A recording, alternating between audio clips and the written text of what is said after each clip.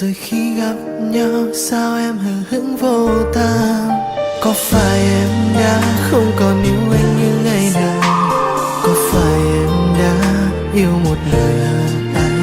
Sao em lừa lừa rồi đánh mất tình cảm hai chúng ta?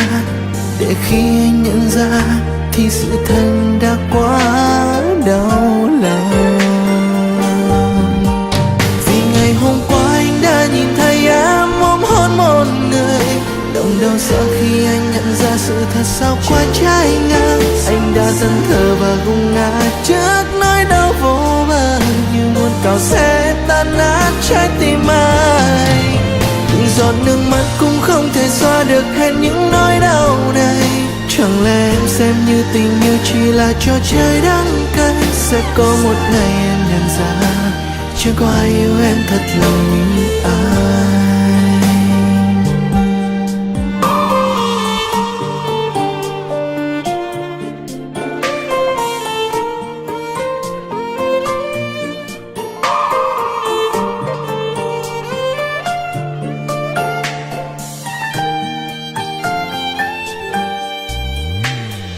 Đừng nhìn anh bằng ánh mắt xa lạ, xin đừng nhìn anh bằng ánh mắt vô tình.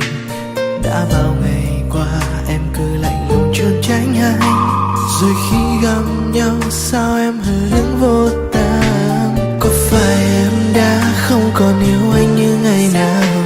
Có phải em đã yêu một người hơn anh? Sao em lừa lừa rồi đánh mất tình cảm hai chúng ta? Để khi anh nhận ra thì sự thật đã quá đau lòng.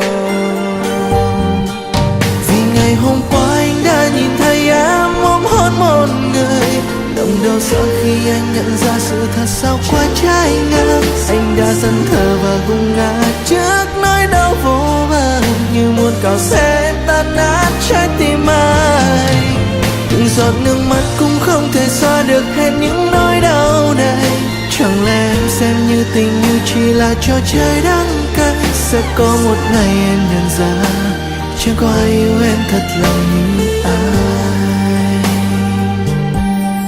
Vì ngày hôm qua anh đã nhìn thấy em ôm hôn một người, lòng đau xót khi anh nhận ra sự thật sau quá trái ngang. Anh đã thẫn thờ và gục ngã trước nỗi đau vô bờ, như muốn cào xé tan nát trái tim anh. Vì ngày hôm qua anh đã nhìn thấy em say đắm bên anh, lòng đau xót khi anh nhận ra sự thật sau quá trái ngang. Anh đã thẫn thờ và gục ngã trước nỗi đau vô bờ, như muốn cào xé tan nát trái tim anh. Từng giọt nước mắt cũng không thể xóa được hết những nỗi đau này. Chẳng lẽ em xem như tình yêu chỉ là trò chơi đắng cay? Sẽ có một ngày em nhận ra chưa có ai yêu em thật lòng như anh.